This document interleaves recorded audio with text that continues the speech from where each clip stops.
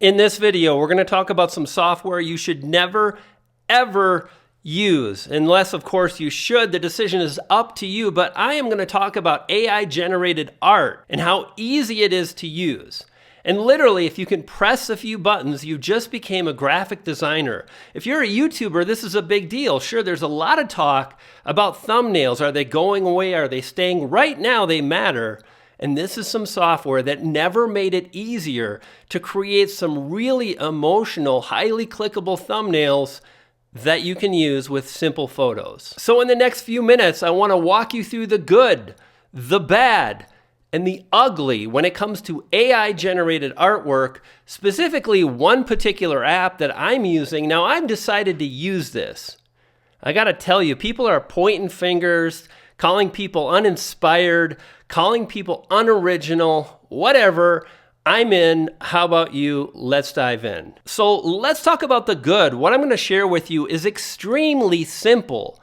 It's easy, and it can literally generate thousands of images in maybe an hour, 2 hours. And it can be used in so many creative ways. And of course, the more you understand how this software works, the more likely you can create some highly clickable images that you can use for your thumbnails, just like this thumbnail. Now, here's the bad news. A lot of people are up in arms. They're worried that this type of software is going to put designers out of work. People are worried that this type of software is drawing inspiration from other creatives' work. That's truly not fair, or is it? How does it really work? How is the sausage made? Nobody really knows for sure, but there are some disturbing things that you need to know. What is this image right here?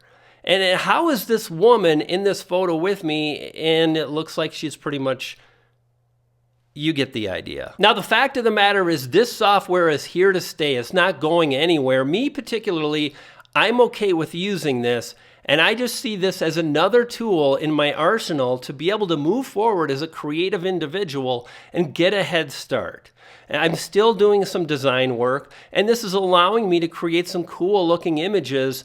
What do you think? Now, I'm using an app called Lensa. It's available for iOS, Apple products, iPhones, tablets, as well as Android, and it generates some pretty interesting artwork at a very inexpensive cost. You can get a 7-day free trial, and then to generate, like, say, 100 images, it's $5, $7, something to that effect. And when you use this software, it's pretty straightforward. You upload a few of your own images, and then the software goes to work. It takes a look at what you've uploaded, and it creates some interesting artwork.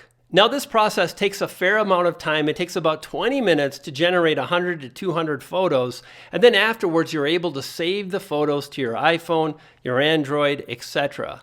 You can export the photos in HD. If you're a member, which costs $35 a year, you can then export at 4K resolution. Now, if you want to use this for thumbnails, there are a few limitations, and I want to talk about what those are. And furthermore, the app kind of instructs you to upload photos in a very specific manner.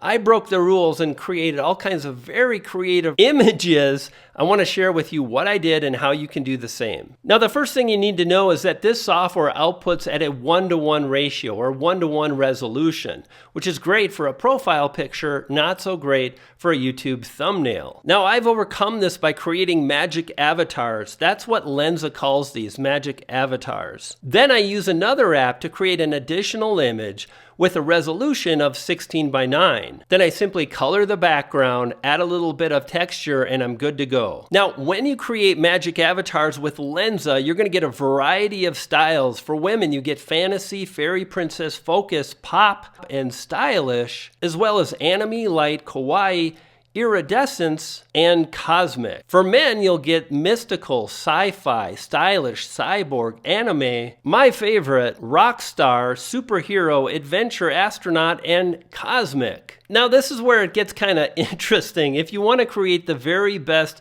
looking images that are really creative, you want to know the rules, but also know when to break the rules. According to Lensa, you want to use close-up selfies of the same person, and they need to be adults.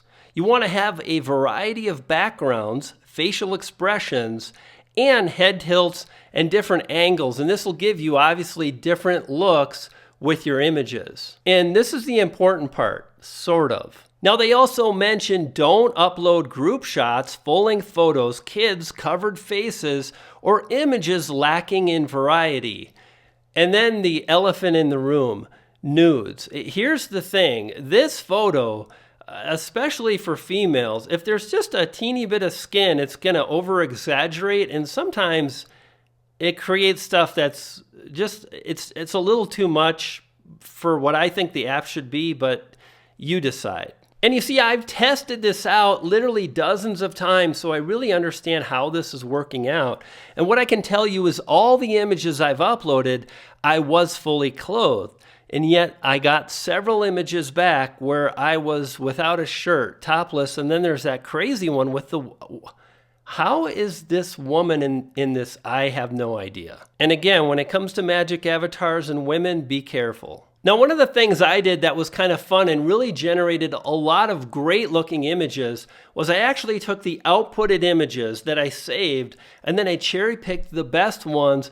I re-uploaded them into the system, and what I wanted was really colorful, saturated images for YouTube thumbnails.